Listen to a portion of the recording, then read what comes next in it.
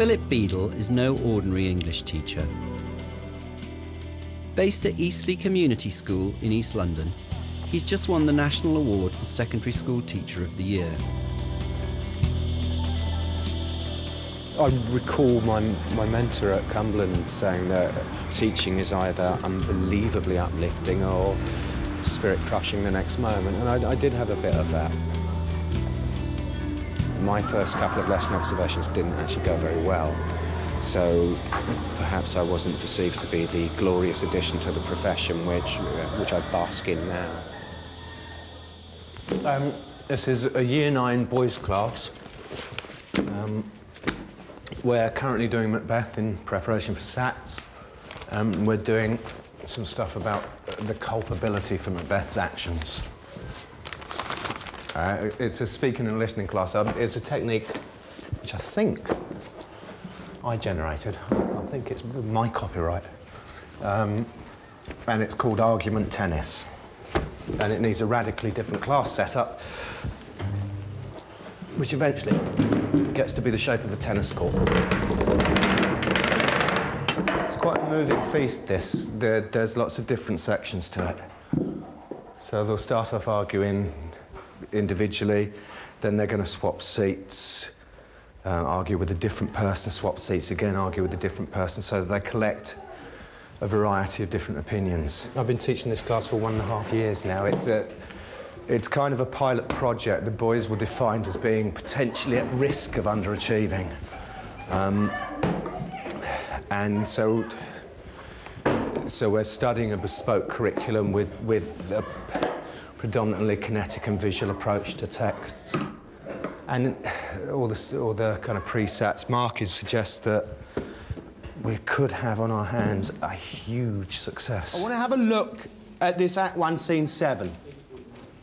In terms of, Act 1, Scene 7 is where we see Lady Macbeth being this kind of almost puppet mistress, trying to influence Macbeth. So, this side of the room, John, Rashid and Eddie's side, you believe that Macbeth is not responsible for his own actions. This side is arguing that Macbeth is responsible for his actions. Go. I found from a very early point I was able to connect with the young people of this particular area of East London. So the moment a job came up in Canning Town, I immediately applied for it, and I'm still here 7 years later. Tell someone how to make up their mind and what to do. OK, freeze. You must collect evidence from your text because you're going to do a game of argument tennis. But before the tennis, the pupils must begin to prepare their arguments. As you know, yeah, Macbeth is a strong guy, yeah, but the witches are even strong because they're supernatural, isn't it?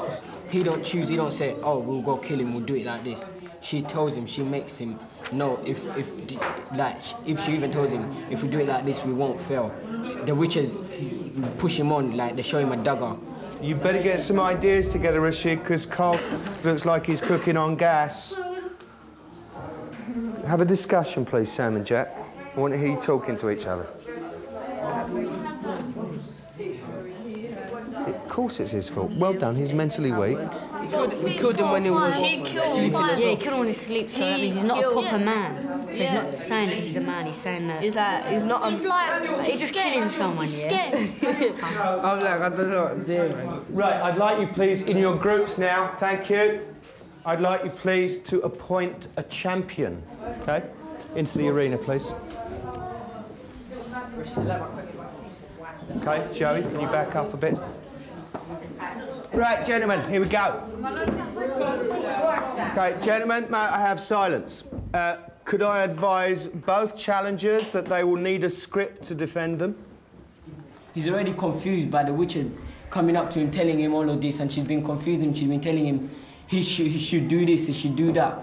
And it's like, if he's to get there, and every time he thinks back, I shouldn't do it, she tells him, screw your courage, you have no courage, you're not strong. And remember, he's a brave warrior, he fights. His wife just bullies him into it. It's his own fault.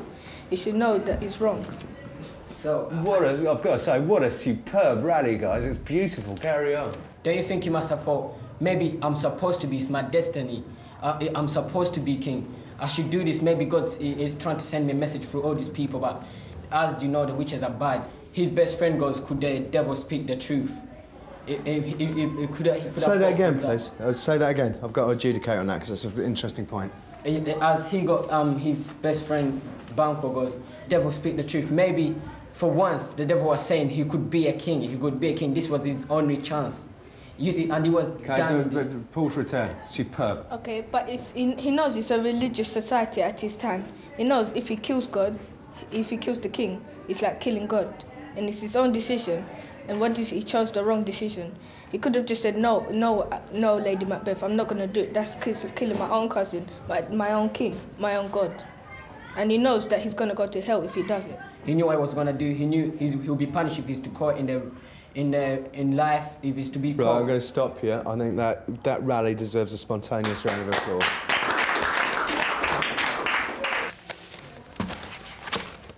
Philip's results are exceptional within the school. In the past 3 years, his GCSE students have averaged 98% A to Cs. He believes the careful way he marks students' work is the bedrock of this success. In my early years as an NQT and afterwards, I found it terribly difficult, and the marking burden on an English teacher is quite astounding at points. But it did come to me with a weight of an epiphany that actually when you start marking pupils' books with a degree of rigour, that's probably the best way to impact upon their learning, and that you're able to give them daily, weekly targets. You have a discourse and a dialogue with them, which can be quite personal and quite jokey. Now, we do know what repetition is. Stefano actually, and you won't believe this, look at how much he did. Okay? This is Stefano. And it's pretty damn good. In Night of the Scorpion, and look, he gets straight into it. In Night of the Scorpion, the writer uses a juxtaposition of men and women. The first part of the poem is focused on the male peasants who come to help the mother, and only a small part of the poem is about what the mother thinks. That's really good essay writing. He goes straight to the point. He doesn't bother with some stupid introduction. Right, what we're doing today. At the end of this lesson, you will be able to articulate your responses to war. I want to know what you think of war, specifically the Iraq War related to the Vietnam War. You're also going to write a paired poem. Each lesson is carefully tailored to the precise needs of the class. In Year 11 poetry, Philip is using a combination of visual and audio stimuli to encourage students to write their own war poem in the form of questions and answers. I'm now going to show you a series of images of the Vietnam War. I'd like you to record your emotional response to that image. So how does that image make you feel?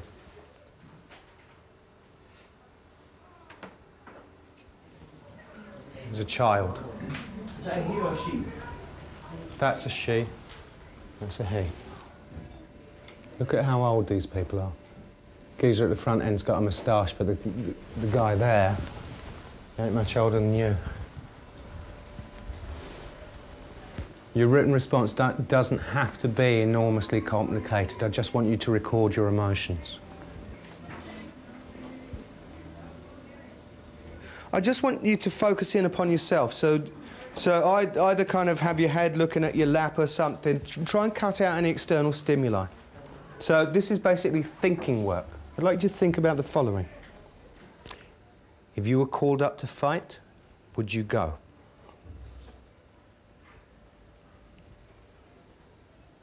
And could you kill someone if you had to? Back to the tables, please.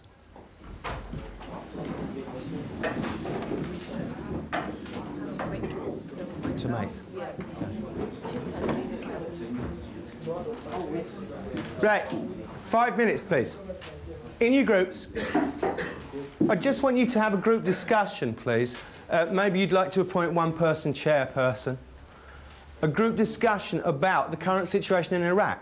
I'd like you to discuss on your tables, Ryan, you need to move in, whether you believe the war in Iraq is just, what your opinions are about it. So I want to hear you talking to each other. I want lots of noise. Go. There's terrorists in Russia, there's terrorists in this country, I'm sure. There's terrorists in America themselves, but why did they choose Iraq to go to? They have many countries to go to, but they chose that one. I mean, in America, there are how many people homeless, so he has to sort out his own country, then go and sort out another person's country, because it's none of his business at the end of the day. The UN say that they shouldn't do it, but then Bush went there and sent his troops there and then do it. You're asking questions of the people of Iraq.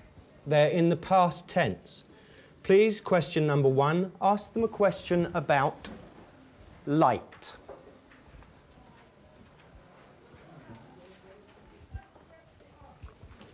We get to study a great deal of exciting literature at Year 10, a great deal of exciting poetry in Year 11.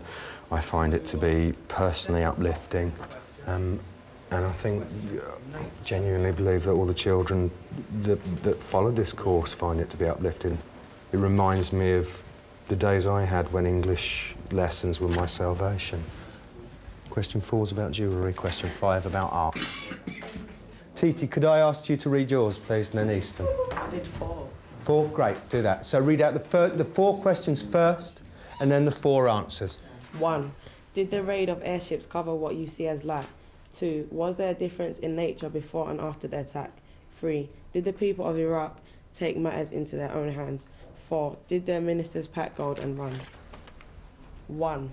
There was no light, there is no light, there will never be any light. The airships blackened our world. 2. Nature, like love, you never miss it till it's gone. 3. There were no hands left to take it into. 4. As hard as the gold were their hearts, shiny and pleasant on the outside, hard and raw in the centre. That's superb. I'd like there is. Could you read the first one out again? Could you read your first response out again? Because I thought that was really special.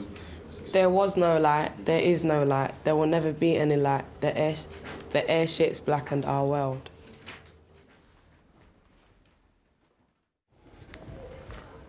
Yeah, the beauty of it is that this, that wasn't an enormously discursive lesson, so that tomorrow morning when I get in at 7 o'clock, I'll be able to judge how well it went by marking the books. Rahima's response, I think, appeared to be really quite strong. That's the absolute joy of teaching poetry, is that kids get to write their own poetry, and their souls are every bit as valid as an adult soul, and probably a bit more free in their expression. Where is she? So the questions.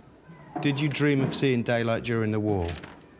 Sir, dreaming is only for those with simple lives, lives which we have no more. So light is more of a reality than a dream. I find their response is unbelievably soulful. I got as much out of reading their work as I do out of listening to a Leonard Cohen album, for instance. Were you scared for yourself and or the country? Sir, scared is an emotion overplayed like the American national anthem. The emotion of scared is now unidentified. I